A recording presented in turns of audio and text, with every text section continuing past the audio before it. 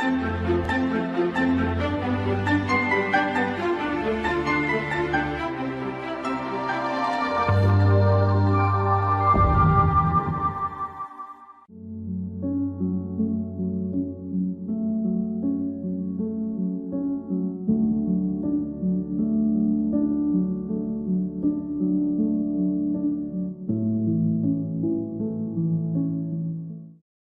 শিক্ষার্থী, এই আলোচনায় আপনাদের স্বাগত জানাই।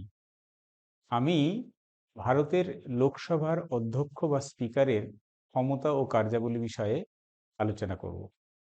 আমি এই আলোচনাটি যেভাবে সাজিয়েছি সেটি হচ্ছে এইরকম: প্রথমে আমি একটা সাধারণ একটা ভূমিকা দেব, তারপরে ভারতবর্ষের লোকসভার যে স্পিকার তার পদের যে সাংবিধানিক বিধানগুলো রয়েছে সেটি বলবো। সেই সাথে ভারতবর্ষের লোকসভা স্পিকার পদের যে ইতিহাস, কবে থেকে এই স্পিকার পদের সূত্রপাত হয়েছে সে বিষয়টি বলবো।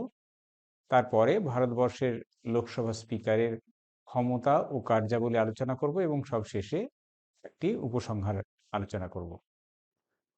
এই আলোচনাতে আমি যেভাবে আপনাদের বিষয়টি তুলে ধরব, সেই বিষয়ে যাওয়ার আগে আমি বলে নিই যে আপনারা নিশ্চয়ই জানেন যে প্রত্যেকটি সভা সমিতি যেগুলো আমরা দেখি, সেখানে সেই সভা বা সমিতির একজন সভা মুখ্য বা সভাপতি থাকেন। আমাদের ভারতবর্ষের পার্লামেন্টের নিম্নকক্ষ লোকসভা, সেটিও একটি সভা বা সমিতি।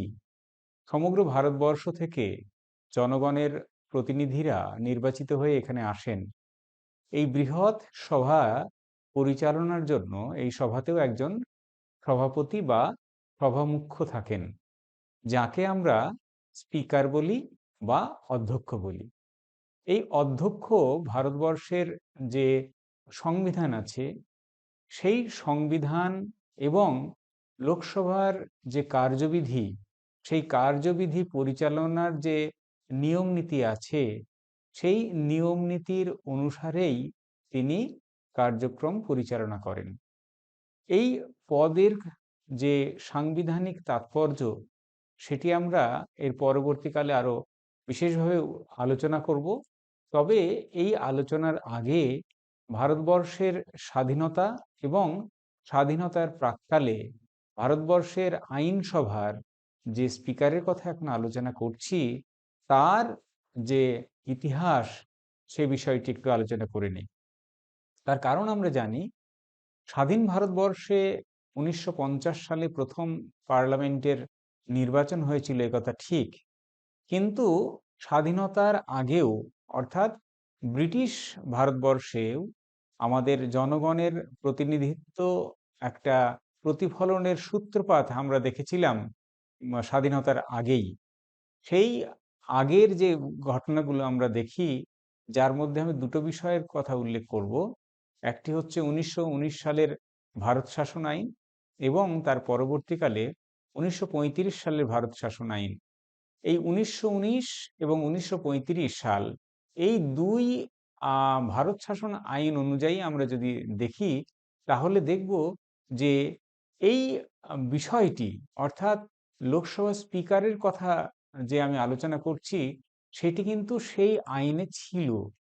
কিরকম? ১৯১৯ সালের যে ভারত শাসন আইন, সেখানে আমরা দেখব যে ব্রিটিশরা বা ব্রিটিশ শাসকরা আমাদের দেশে যে একটি নির্বাচিত সভা প্রতিষ্ঠা করার দিকে যাচ্ছেন, সেখানে আমরা ভারতবর্ষের এই নির্বাচিত প্রতিনিধি সভা, যেটাকে আমরা বলতে পারি কাউন্সিল অফ স্টেট এবং লেজিসলেটিভ অ্যাসেম্বলি, সেইগুলোতে আমরা পরিচালনার জন্য একজন স্পিকারের কথা আমরা উল্লেখ পাই। এবং বিশেষ করে ১৯৩৫ সালের আইন যদি আমরা দেখি, সেখানে ১৯৩৫ সালের যে আইনসভা, ১৯৩৫ সালের ভারত শাসন আইন অনুযায়ী একটি কেন্দ্রীয় আইনসভা প্রতিষ্ঠা হয়েছিল। যে কেন্দ্রীয় আইনসভা দুটি কক্ষ ছিল, একটি রাজ্য পরিষদ, অন্যটি হচ্ছে ফেডারেল অ্যাসেম্বলি। এই ফেডারেল অ্যাসেম্বলি বা নিম্নকক্ষ, তাতেও একজন স্পিকার বা স্পিকার পদের একটা অপশন ছিল, এবং 1935 সালের আইনে এই স্পিকার পদের অনেক গুরুত্ব দেওয়া হয়েছিল। আমি একটু আগে যে কথা বললাম 1919 সালের ভারত শাসন আইন বা মন্টেগু চেমসফোর্ড আইনে আমরা কেন্দ্রীয় সংসদে দুটি চেম্বার ছিল, সেখানেও আমরা দেখেছি প্রথম ভারতবর্ষের আইনসভার একজন স্পিকারের কথা বলা হচ্ছে। আর 1935 সালের ভারত শাসন আইন অনুযায়ী ফেডারেল অ্যাসেম্বলি বা তার নিম্নকক্ষ, কেন্দ্রীয় আইনসভা, ফেডারেল তার নিম্নকক্ষ ফেডারেল অ্যাসেম্বলি, অর্থাৎ প্রাক স্বাধীনতা যুগে সেই ফেডারেল অ্যাসেম্বলিতেও একজন স্পিকারের অপশন ছিল, বা তিনি সভা পরিচালনা করতেন। অর্থাৎ যেটা বোঝা গেল যে ভারতবর্ষের লোকসভা স্পিকার পদ বা এই যে ট্র্যাডিশন একজন সভামুখ্য থাকবেন, সেটি আমরা দেখেছি প্রাক স্বাধীনতা কালে ব্রিটিশ দের তৈরি যে আইনসভা ভারতবর্ষে, সেই আইনসভাতেও আমরা স্পিকারের পদ, তার অস্তিত্ব আমরা নজর করি বা দেখি। আমাদের ভারতবর্ষের পার্লামেন্ট যে কার্যকর আছে, সেই কার্যকর পার্লামেন্ট আসলে তার একটি সাংবিধানিক ভিত্তি আছে। আমাদের সংবিধানের কিছু ধারা উপধারায় ভারতবর্ষের পার্লামেন্টের যে স্পিকার পদ, সেই স্পিকার পদের উল্লেখ আমরা পাই। যদিও এই উল্লেখ ভারতবর্ষের সংবিধানে আছে ঠিকই, কিন্তু এই স্পিকার পদের অস্তিত্ব বা ভারতবর্ষের সংবিধান অনুযায়ী ভারতবর্ষের পার্লামেন্টের লোকসভার একজন অধ্যক্ষের কথা বলা হচ্ছে, এই অধ্যক্ষ পদ আসা বা গ্রহণ করা সাংবিধানিকভাবে, সেই ক্ষেত্রে ব্রিটিশ আইনসভার একটি প্রভাব আমরা লক্ষ্য করি। তার কারণ ব্রিটিশ আইনসভাতেও নিম্নকক্ষ যে কমন্স সভা, সেখানেও একজন স্পিকার আছেন বা স্পিকার পদের উল্লেখ আমরা দেখতে পাই। আমাদের ভারতবর্ষের যে স্বাধীন ভারতবর্ষের যে সংবিধান, সেই সংবিধানেও আমরা দেখব সংবিধানের 93 থেকে 97 ধারার মধ্যে লোকসভা স্পিকারের বিষয়গুলি উল্লেখ আছে। লোকসভার স্পিকার কিভাবে নির্বাচিত হবেন, তাকে কিভাবে অপসারণ করা যাবে, তিনি কি কি কাজ করবেন, এই সমস্ত বিধি বা নিয়মগুলো আমাদের সংবিধানের পঞ্চম অংশ এবং সেই পঞ্চম অংশের অধীনে দ্বিতীয় অধ্যায়, অর্থাৎ পার্ট 5 চ্যাপ্টার 2, এই অধ্যায় 2 এর অধীনে কতগুলো ধারার উল্লেখ আমি করতে পারি, যে ধারাগুলিতে আসলে ভারতবর্ষের লোকসভা স্পিকারের কার্যবিধির নিয়োগ, অপসারণ ইত্যাদি বিষয়গুলো আলোচিত আছে। আমরা যদি দেখি ভারতবর্ষের সংবিধানের 93 ধারা, 93 নম্বর আর্টিকেল, সেখানে স্পিকার এবং একজন ডেপুটি স্পিকার থাকবে সেই কথা উল্লেখ করা হয়েছে। অর্থাৎ লোকসভা পরিচালিত হবে একজন স্পিকার বা সভামুখ্য বা সভাপতি দ্বারা। তিনি আসলে লোকসভার পরিচালনা, শান্তি শৃঙ্খলা বজায় রাখা এবং লোকসভার কার্যপ্রণালী সঠিকভাবে পরিচালনা করার দায়িত্ব তার হাতে। এইবার আমরা যদি 94 ধারা দেখি, সেখানে 94 ধারায় কি আছে না, 94 ধারায় লোকসভা স্পিকারের পদ কিভাবে শূন্য হতে পারে বা ফাঁকা হতে পারে, সেই বিষয়টি আলোচিত আছে। 94 ধারায় কি বলা হলো না, স্পিকার যদি পদত্যাগ করেন, তাকে যদি অপসারণ করা হয়, বা ধরা যাক লোকসভার অবলুপ্তি ঘটে গেল, লোকসভা ভেঙে গেল, তাহলে অটোমেটিক্যালি স্পিকার পদের শূন্যতা আমরা লক্ষ্য করব। এইবার লোকসভা স্পিকার তিনি যদি পদত্যাগ করেন, সেটা একটা বিষয়, অর্থাৎ যে কোনো কারণেই তিনি পদত্যাগ করতে পারেন, কিন্তু তাকে অপসারণ যদি করা হয়, তার একটা নির্দিষ্ট নিয়মবিধি আছে। সেখানে কি, লোকসভার সংখ্যাগরিষ্ঠ সদস্যের দ্বারা গৃহীত প্রস্তাবের মাধ্যমে স্পিকারকে অপসারণ করা যেতে পারে। আর কি, লোকসভার বিলুপ্তি, বিভিন্ন কারণে লোকসভা ভেঙে যেতে পারে, এই লোকসভার বিলুপ্তি বা ভেঙে যাওয়ার কারণেও লোকসভা স্পিকারের পদ সাময়িকভাবে শূন্য হতে পারে। এবারে আসি সংবিধানের 95 ধারা, যেখানে ডেপুটি স্পিকারের উল্লেখ আছে যে ডেপুটি স্পিকার কি বা তার কি কি কাজ, সেইগুলো 95 ধারায় উল্লেখ আছে। বলা হয়েছে ডেপুটি স্পিকার আসলে স্পিকারের অনুপস্থিতিতে স্পিকারের যাবতীয় কার্যভার গ্রহণ করেন। স্পিকার অনুপস্থিত থাকলে বা কোনো কারণে তার পদ শূন্য হলে ডেপুটি স্পিকার সেই স্পিকারের দায়িত্বগুলো সম্পন্ন করেন। অর্থাৎ একজন স্পিকার তিনি হঠাৎ করে যদি পদত্যাগ করে বসেন বা পদত্যাগ করেন বা তাকে যদি অপসারণ করা হয়, তাহলে পদ শূন্য হলো, সেই শূন্য পদে ডেপুটি স্পিকার স্পিকারের যাবতীয় কার্যাবলী তিনি পরিচালনা করবেন। এবার ধরা যাক এমন ঘটনা যদি ঘটে স্পিকারও নেই এবং ডেপুটি স্পিকারও নেই, অর্থাৎ তারা দুইজনই বিভিন্ন কারণে অনুপস্থিত বা তাদের পদ শূন্য হয়েছে। তাহলে কি হবে? তাহলে ভারতবর্ষের মহামান্য রাষ্ট্রপতির দ্বারা নিযুক্ত বা সংসদ কর্তৃক মনোনীত কোনো সংসদ সদস্যকে সাময়িকভাবে সেই দায়িত্ব পালনের জন্য দায়িত্ব দেওয়া হবে। এগুলি সবই আসলে সংসদের কার্যপ্রণালী এবং তার যে ধারাবাহিকতা সেইগুলোকে পরিচালনার ধারাবাহিকতা পরিচালনার জন্যই সেটা ব্যবস্থা করা হয়েছে। এবারে আসি সংবিধানের 97তম ধারা। সেখানে স্পিকার এবং ডেপুটি স্পিকার, অধ্যক্ষ এবং উপ অধ্যক্ষ, তাদের বেতন ও ভাতা কি হবে ইত্যাদি বিষয়ে সংবিধানের 97 ধারায় বলা হয়েছে। যেখানে বলা হয়েছে যে সংসদের নিয়ম বিধি অনুযায়ী সাংসদদের যে বেতন ভাতা এবং পেনশন আইন 1954 সালে যেটি হয়েছিল সেই অনুযায়ী তারা সমস্ত সুযোগ সুবিধা পাবেন এবং তাদের বেতন এবং ভাতা ভারতের সংরক্ষিত তহবিল থেকে দেওয়া হবে। এরপরে আসি সংবিধানের ওই আর্টিকেল নাম্বার 96। সেখানে স্পিকারের অপসারণ পদ্ধতি উল্লেখ আছে। স্পিকারের অপসারণ কিভাবে করা যায়? না, স্পিকারকে যদি অপসারণ করতে হয় তাহলে স্পিকারকে অপসারণ করার একটি প্রস্তাব লোকসভায় গ্রহণ করতে হয়। তবে এই প্রস্তাব গ্রহণ করতে গেলে কতগুলো শর্ত পূরণ করতে হয়। কি সেই শর্ত? না, এই লোকসভা স্পিকারকে অপসারণের জন্য অন্তত 14 দিন আগে একটি নোটিশ লোকসভাতে দিতে হয়, অর্থাৎ 14 দিনের একটা নোটিশ লাগে। দ্বিতীয় শর্ত কি? না, স্পিকারের অপসারণের যে প্রস্তাব এসেছে এবং সেই প্রস্তাবের ওপর যখন আলোচনা চলে, বিতর্ক চলে, তখন স্পিকার নিজে লোকসভায় সভাপতিত্ব করতে পারেন না।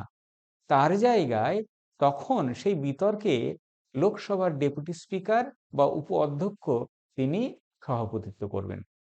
এবং এখানে একটি বিষয় যে লোকসভা স্পিকারকে তার নিজের সপক্ষে মতামত প্রকাশের সুযোগ সেখানে দেওয়া হয়। এরপরে লোকসভার মোট সদস্যর সংখ্যাগরিষ্ঠ ভিত্তিতে বা সংখ্যাগরিষ্ঠ সদস্য যদি লোকসভার অধ্যক্ষকে অপসারণের প্রস্তাব সমর্থন করে তাহলে সেই প্রস্তাব গৃহীত হয়েছে বলে ধরা হবে এবং লোকসভা স্পিকারকে পদত্যাগ করতে বা অপসারণ করা হয়েছে বলে ধরা হয়। এইবার এই যে লোকসভার স্পিকারের অপসারণের কথা বলছি, সেই ক্ষেত্রে আমাদের মাথায় রাখতে হবে সাধারণত লোকসভা স্পিকার নির্বাচিত হন লোকসভায় নির্বাচিত এবং ক্ষমতাপ্রাপ্ত রাজনৈতিক দল, বিশেষ করে সংখ্যাগরিষ্ঠ রাজনৈতিক দলের একটা সমর্থন সেখানে থাকে। এখানে রাজনৈতিক দল হিসাবে যে দল সংখ্যাগরিষ্ঠতা অর্জন করেছেন সেই দল যদি না মনে করেন লোকসভা স্পিকারকে সরিয়ে দেওয়া হবে, সাধারণত লোকসভা স্পিকারকে সরিয়ে দেওয়া যায় না। তার কারণ লোকসভা স্পিকারকে সরিয়ে দিতে গেলে বা অপসারণ করতে গেলে লোকসভার অর্ধেকের বেশি সদস্যের সমর্থন প্রয়োজন হয়। এবারে আসি ভারতবর্ষের লোকসভা স্পিকার বা অধ্যক্ষের ক্ষমতা ও কার্যাবলী বিষয়ে আলোচনায়। লোকসভা স্পিকার আসলে বহুবিধ কার্যাবলী পরিচালনা করেন। আমি একটু আগেই যে কথা বললাম যে লোকসভা স্পিকার আসলে লোকসভার সভামুখ্য বা লোকসভার অধ্যক্ষ বা স্পিকার, তিনি আসলে লোকসভার অভ্যন্তরে যাবতীয় দায়িত্ব তিনি পরিচালনা করেন। সভা কিভাবে পরিচালিত হবে, কোন কোন সদস্য কথা বলবেন, সভা পরিচালনার নিয়ম বিধি কি আছে, সভা পরিচালনায় যারা কথা বলছেন তারা কোন শিষ্টতা বজায় রেখে পরিচালনা করবেন, এই যাবতীয় বিষয়গুলোর দায়িত্ব আসলে লোকসভা স্পিকারের উপরে। আমি লোকসভা স্পিকার যে সমস্ত কাজগুলো করে সেইগুলোকে বিভিন্নভাবে ভাগ করে দেখাতে পারি।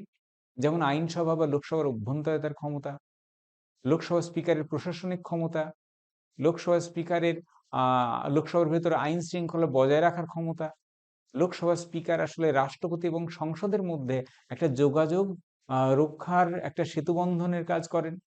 লোকসভা স্পিকার আসলে কমিটি ব্যবস্থার উপরে তার একটা নিয়ন্ত্রণ থাকে বা কমিটি ব্যবস্থার গঠন এবং সভাপতিত্ব করার তার সুযোগ আছে।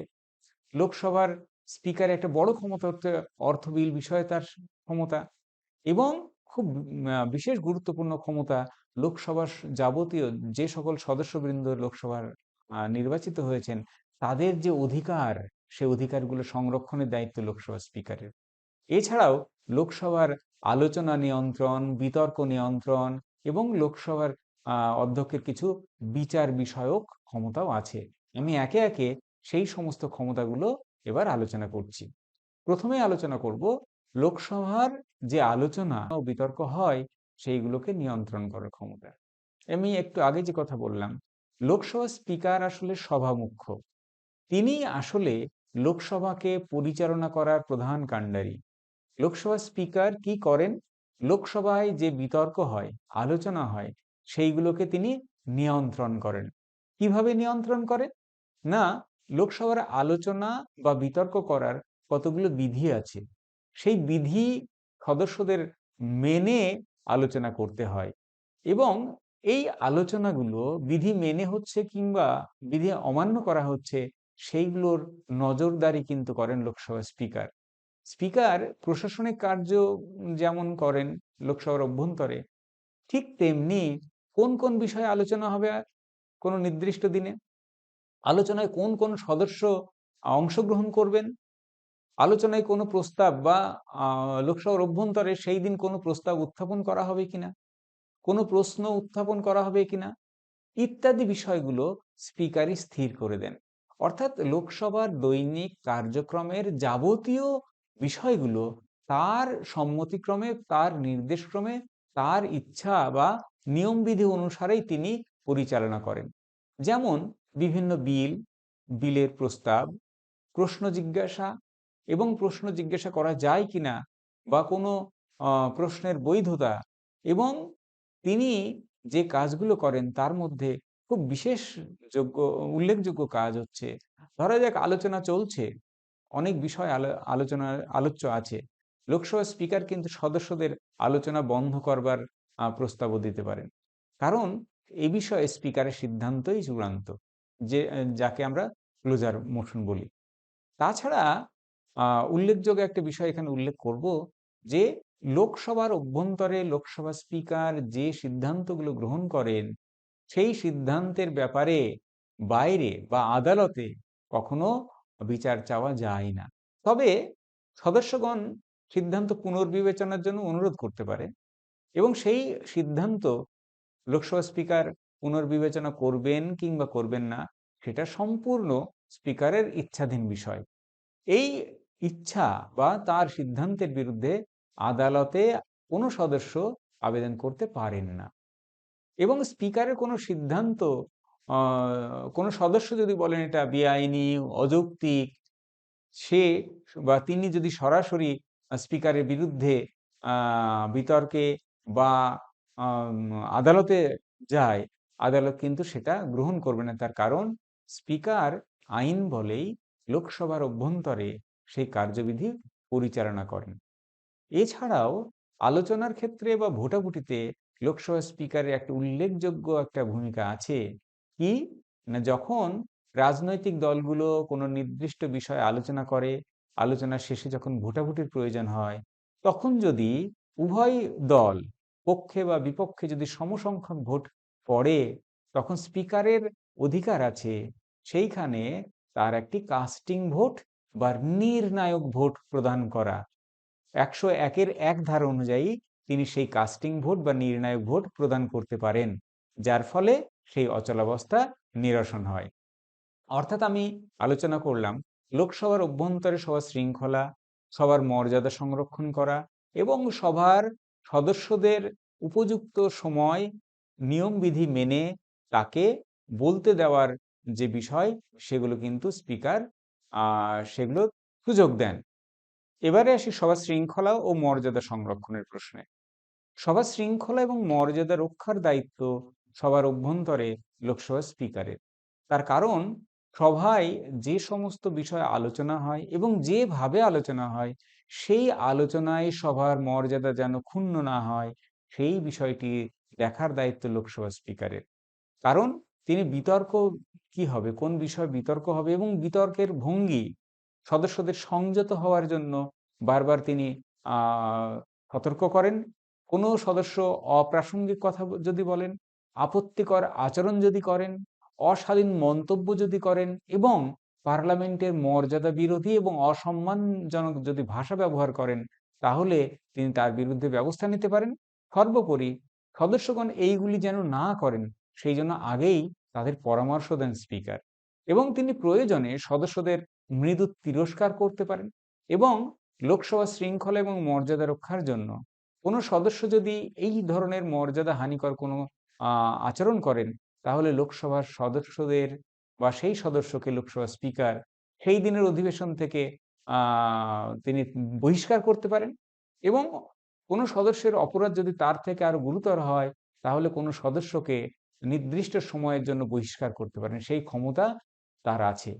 এবং সর্বোপরি বলবো, কোনো সদস্য যদি সভার নিয়ম অমান্য করেন, অশালীন আচরণ করেন এবং নিয়ম শৃঙ্খলা ভঙ্গ করেন, তাহলে কিন্তু লোকসভার ভেতর থেকে লোকসভা স্পিকার মার্শালের সাহায্য নিতে পারেন। মার্শাল কি?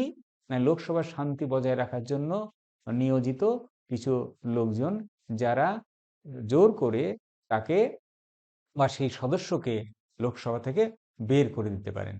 অর্থাৎ এই ধরনের কাজগুলোর মাধ্যমে লোকসভা শৃঙ্খলা তিনি বজায় রাখেন। তবে এই যে কোনো সদস্যকে বহিষ্কার করা হলো একদিনের জন্য বা কোনো নির্দিষ্ট সময়ের জন্য বা তিরস্কার করা হলো, এই ধরনের স্পিকারের কার্যক্রমের বিরুদ্ধে আদালতে বা তার এই কাজের বৈধতার প্রশ্ন তুলে আদালতে যাওয়া যায় না। এটি স্পিকারের বিশেষ ক্ষমতা। এরপরে আমরা আসি অর্থ বিল সংক্রান্ত ক্ষমতা। আসলে কোনো বিল অর্থ বিল কিনা, এই বিষয়ে চূড়ান্ত সিদ্ধান্ত গ্রহণের অধিকারী লোকসভা স্পিকার। অর্থ বিল কি, সেগুলো সংবিধানে নির্দিষ্ট করা আছে। সেই ধারা মিলিয়ে লোকসভা স্পিকার যদি মনে করেন যে এটি অর্থ বিল, তবেই সেটি অর্থ বিল। লোকসভা স্পিকার কোনো বিল অর্থ বিল কিনা এই বিষয়ে যতক্ষণ না সার্টিফিকেট দেবেন, ততক্ষণ কিন্তু কোনো বিল অর্থ বিলের মর্যাদা পায় না। অর্থাৎ কোনো বিল অর্থ বিল নাকি অর্থ বিল নয়, এই প্রশ্ন যদি ওঠে, তাহলে লোকসভা স্পিকারই কিন্তু তার মীমাংসা করেন। এক্ষেত্রে লোকসভা স্পিকারের সিদ্ধান্তই চূড়ান্ত। এরপরে আসি লোকসভার আহ সভাপতি বা স্পিকারের অনন্য এক ক্ষমতা, সংসদের যৌথ অধিবেশনের সভাপতিত্ব করা। যৌথ অধিবেশন কি? লোকসভার আমরা জানি লোকসভার দুটি কক্ষ, লোকসভা এবং রাজ্যসভা। কোনো বিল লোকসভা বা রাজ্যসভায় পাশ হয়ে যাওয়ার পরে অন্য কক্ষে যায়, এবং অন্য কক্ষও যদি নিয়মিত পাশ করে দেয়, তবে সেটি রাষ্ট্রপতির কাছে যায়। এবার ধরা গেল লোকসভায় পাশ হওয়া কোনো বিল রাজ্যসভায় গেল, রাজ্যসভায় সেটি পাশ হলো না, বা পুনর্বিবেচনার জন্য আবার ফেরত পাঠানো হলো। এই ধরনের যখন কোনো একটা বিলে মীমাংসা হয় না, লোকসভা এবং রাজ্যসভা যদি ভিন্নমত পোষণ করেন, তখন একটা উপায় আছে যে এই দুই সভার ভিন্নমত দূর করবার জন্য বা মতপার্থক্য দূর করবার জন্য রাষ্ট্রপতি এই উভয় কক্ষকে একসঙ্গে আহ্বান করেন। অর্থাৎ দুই কক্ষ মিলিতভাবে অধিবেশনে বসবে, যাকে আমরা যুগ্ম অধিবেশন বলি। অর্থাৎ রাষ্ট্রপতি লোকসভা এবং রাজ্যসভার যুগ্ম অধিবেশন বা যৌথ অধিবেশন আহ্বান করেন, আর এই যৌথ অধিবেশনে সভাপতিত্ব করেন কিন্তু লোকসভা স্পিকার। এখানে রাজ্যসভার সভাপতি বা রাজ্যসভার যিনি অধ্যক্ষ, যাকে আমরা রাজ্যসভার সভাপতি বলি, চেয়ারম্যান বলি, তিনি কিন্তু সভাপতিত্ব করতে পারেন না। লোকসভা এবং রাজ্যসভার যৌথ অধিবেশনে সংবিধানের 118(4) উপধারা অনুযায়ী লোকসভার সভাপতিই কিন্তু বা লোকসভার অধ্যক্ষই এই যৌথ অধিবেশনের সভাপতিত্ব করেন। এরপরে আমি বলবো রাষ্ট্রপতি এবং পার্লামেন্টের মধ্যে মধ্যস্থতাকারী বা যোগাযোগ সূত্র রক্ষাকারী হিসেবে লোকসভা স্পিকার কাজ করেন।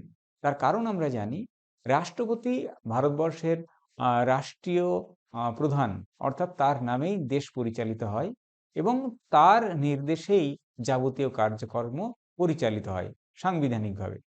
এবার রাষ্ট্রপতি তার আইনসভা কি কি কাজ করছে, প্রতিদিন কি কাজ হলো বা কি কি কাজ করছে, সেই বিষয়টি লোকসভার সভাপতি হিসেবে রাষ্ট্রপতিকে অবহিত করেন। অর্থাৎ রাষ্ট্রপতি এবং পার্লামেন্টের মধ্যে একটা কমিউনিকেশনের মাধ্যম হিসেবে লোকসভা স্পিকার কাজ করেন। লোকসভা স্পিকারের মাধ্যমে তিনি তার বার্তা, রাষ্ট্রপতির বার্তা, রাষ্ট্রপতির বাণী, রাষ্ট্রপতির বক্তব্য পার্লামেন্টে উপস্থাপন করতে পারেন এবং স্পিকারের মাধ্যমে রাষ্ট্রপতি পার্লামেন্টের কাছে এবং পার্লামেন্টের বক্তব্য বিষয়গুলো স্পিকারের মাধ্যমে রাষ্ট্রপতির কাছে লোকসভা স্পিকার পেশ করেন। এইভাবে রাষ্ট্রপতি এবং পার্লামেন্টের মধ্যে একটা যোগসূত্র রক্ষাকারী হিসেবে তিনি ভূমিকা পালন করেন। এরপরে আসব লোকসভার সদস্যদের অব্যাহতি বা অধিকার সংরক্ষণের প্রশ্নে। আসলে লোকসভা স্পিকার তার সমস্ত সদস্যদের, অর্থাৎ লোকসভার সমস্ত সদস্যদের কিছু অধিকার এবং অব্যাহতি তারা পান, সেইগুলো সংরক্ষণের দায়িত্ব তার কাছে, তার হাতে। অর্থাৎ লোকসভার যে সংসদীয় কার্যবিধি আছে, সেই কার্যবিধির অনুযায়ী সকল সদস্যদের বিশেষ অধিকার এবং অব্যাহতি সম্পর্কে সুযোগ সুবিধা যা আছে সেইগুলো স্পিকারই রক্ষা করেন এবং সবার সদস্যদের যাবতীয় অধিকার সংরক্ষণের জন্য তাকে সতর্ক থাকতে হয় এবং তৎপর থাকতে হয়। এবং লোকসভার স্পিকার লোকসভার অবমাননাকারী কোনো ব্যক্তিকে গ্রেপ্তারের জন্য নির্দেশও দিতে পারেন। এই অধিকার কিন্তু লোকসভা স্পিকারের আছে। এইভাবে তিনি কোনো ব্যক্তিকে যখন আটক করা হয়, লোকসভার অধিবেশন সমাপ্তি হওয়ার পরেই সেই ব্যক্তিকে মুক্তি দেওয়া হতে পারে। এরপরে আসি লোকসভার কমিটি সংক্রান্ত ক্ষমতা। আমরা জানি পার্লামেন্ট, লোকসভা বা রাজ্যসভা যে কাজগুলো পরিচালনা করে, সেই কাজে আরো দক্ষতার সঙ্গে সম্পন্ন করবার জন্য অনেকগুলো কমিটি এখানে কার্যকর আছে। সেই কমিটিগুলো সুষ্ঠুভাবে যেন কাজ সম্পাদন করতে পারে, সেই বিষয় কিন্তু দেখে লোকসভার অধ্যক্ষ। তিনি বিভিন্ন কমিটির সভাপতিদের নিয়োগ করেন। এই কমিটিগুলি স্পিকারের নির্দেশ এবং নিয়ন্ত্রণেই তাদের নিজ নিজ কাজ সম্পন্ন করেন এবং তিনি নিজে, অর্থাৎ স্পিকার নিজেই কতগুলো গুরুত্বপূর্ণ কমিটির সভাপতিত্ব হন।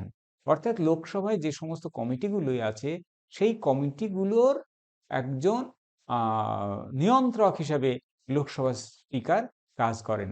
তিনি যেমন লোকসভার কার্যবিধি সম্পর্কিত কমিটি বা রুলস কমিটি, তার সভাপতি।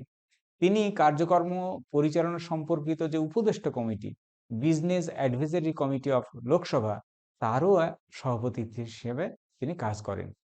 এরপরে আমি আলোচনা করব লোকসভার কোরাম সংক্রান্ত ক্ষমতা। কোরাম কি না, লোকসভার অধিবেশন কার্যকর করতে গেলে লোকসভার মোট সদস্যের একটা নির্দিষ্ট অংশের সদস্য যতক্ষণ না উপস্থিত হন, লোকসভার কাজ কিন্তু শুরু হয় না। এই নির্দিষ্ট সংখ্যক সদস্য সংসদে বা লোকসভায় উপস্থিত হয়েছেন কিনা, সেই বিষয়টি কিন্তু তিনি দেখেন এবং তার ইচ্ছা বা তার অনুমতিক্রমেই লোকসভার অধিবেশন শুরু হয়। কারণ কোরাম না হলে লোকসভা সাময়িকভাবে তিনি বন্ধ রাখতে পারেন। শুধু তাই নয়, এই বন্ধ রাখার ক্ষেত্রে আমি আরেকটি কথা উল্লেখ করব। লোকসভায় যখন বিশৃঙ্খলা হয়, তখন কিন্তু লোকসভা স্পিকার সেই সময়ে যখন তিনি প্রয়োজন মনে করবেন, নির্দিষ্ট সময়ের জন্য বা কোনো এক সারা দিনের জন্য লোকসভার কার্যাবলী মুলতবি করে দিতে পারেন। এরপরে আসব লোকসভার সচিবালয়ের প্রধান হিসাবে লোকসভা স্পিকারের কতগুলি কাজ। লোকসভা স্পিকার কি কাজ করেন না, লোকসভা নিজস্ব একটা সচিবালয় বা সেক্রেটারিয়েট আছেন। লোকসভা স্পিকার পদাধিকার বলে সেই সেক্রেটারিয়েট বা সচিবালয়ের প্রধান হিসেবে কাজ করেন।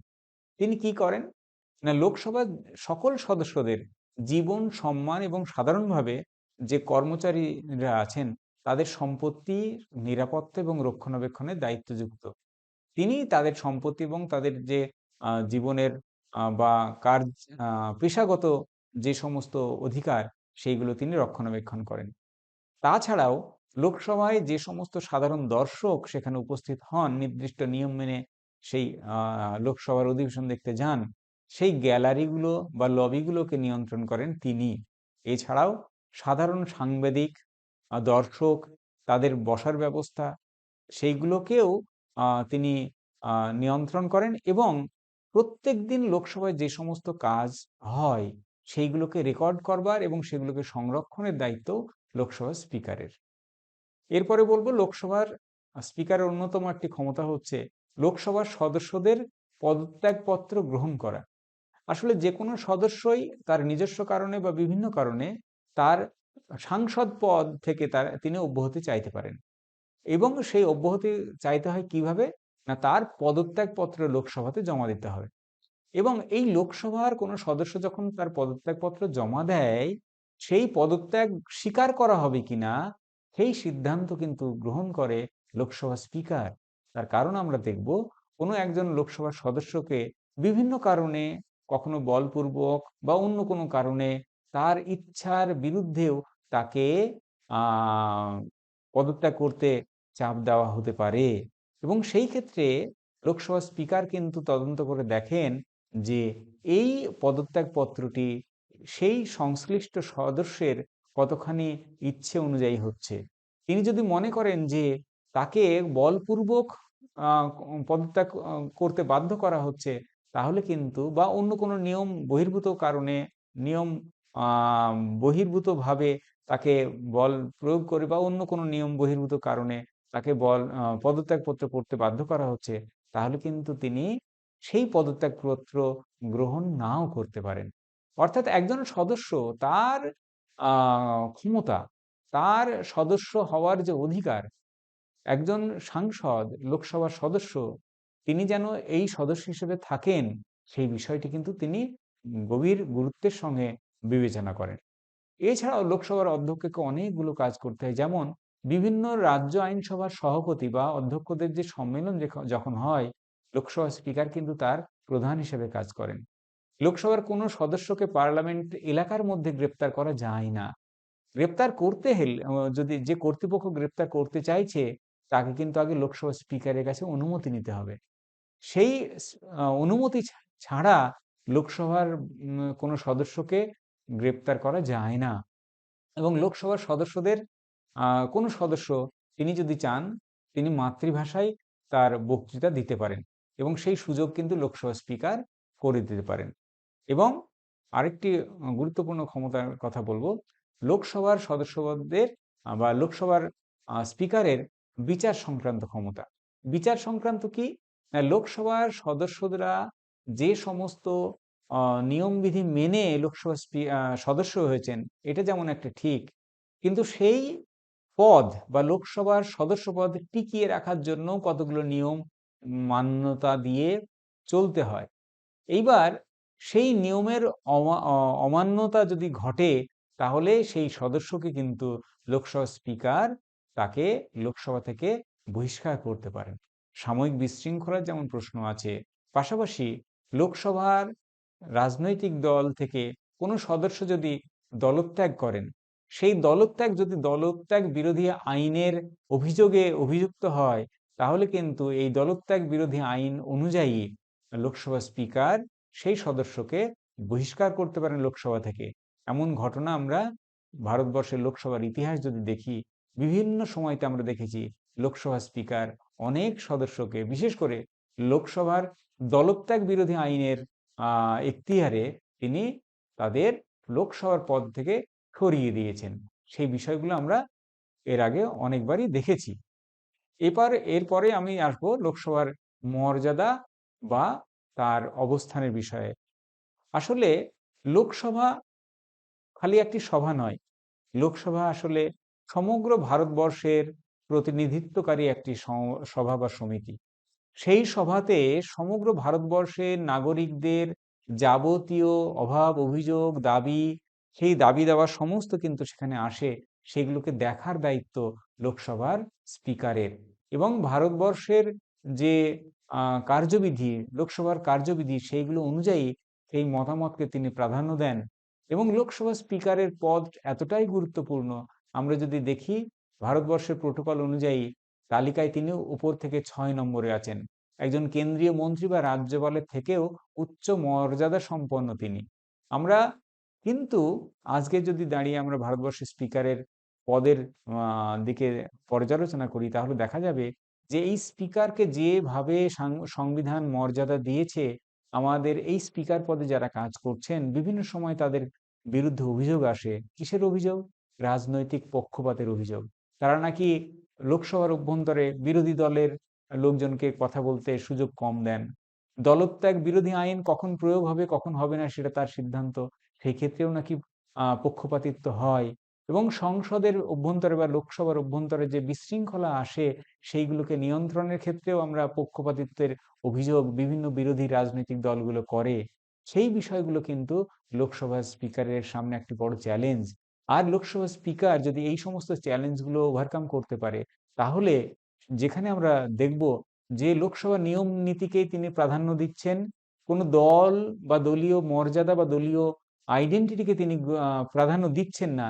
লোকসভার কার্যবিধি নিয়ম মেনে সে সরকারি দল হোক, সরকারি বিরোধী দল হোক, তাদের যদি সমানভাবে সুযোগ দেন বা সমানভাবে শাস্তি দেন, তাহলে লোকসভার সদস্য বা লোকসভার যে মর্যাদা সেটা তিনি ধরে রাখতে পারবেন বলে আমরা মনে করি। এইভাবেই লোকসভার পদের লোকসভার স্পিকার যেভাবে তিনি কাজ পরিচালনা করেন, যদি সঠিকভাবে করেন, তাহলে লোকসভার যে গণতান্ত্রিক মূল্যবোধ বা ভারতবর্ষের যে গণতান্ত্রিক মূল্যবোধ লোকসভাতে প্রতিফলিত হয়, সেটি আরো সুদৃঢ় হবে এবং ভারতবর্ষের সংসদীয় ব্যবস্থাকে কার্যকর করে গড়ে তুলতে গেলে একটি শক্তিশালী নিরপেক্ষ স্পিকারের একটা অস্তিত্ব আমরা ভীষণভাবে অনুভব করি, যাতে করে বিরোধী রাজনৈতিক দল সরকারের বিরুদ্ধে সমালোচনা করবে তাকে সুযোগ দিতে হবে। কারণ আমরা জানি সমালোচনা বা বিরোধিতা, প্রকৃত বিরোধিতা আসলে সংসদীয় শাসন ব্যবস্থা বা গণতন্ত্রকে আরো শক্তিশালী করে এবং একজন স্পিকার তিনি যদি সেই দায়িত্ব পালন করেন, তাহলে শুধুমাত্র লোকসভার ভেতরেই গণতন্ত্র প্রতিষ্ঠা হবে তা নয়, তার প্রভাব সমগ্র দেশে এবং সমগ্র ভারতবর্ষ জুড়ে যে গণতান্ত্রিক বাতাবরণ আছে সেটি আরো শক্তিশালী হবে। এইভাবেই লোকসভা স্পিকার সমগ্র ভারতবর্ষের গণতন্ত্র এবং গণতান্ত্রিক যে ইচ্ছে মূল্যবোধ সেইগুলোকে লোকসভার অভ্যন্তরে সংরক্ষণ করার মাধ্যমে ভারতবর্ষের গণতন্ত্রকে শক্তিশালী করবার একটি মাধ্যম হিসেবে কাজ করেন।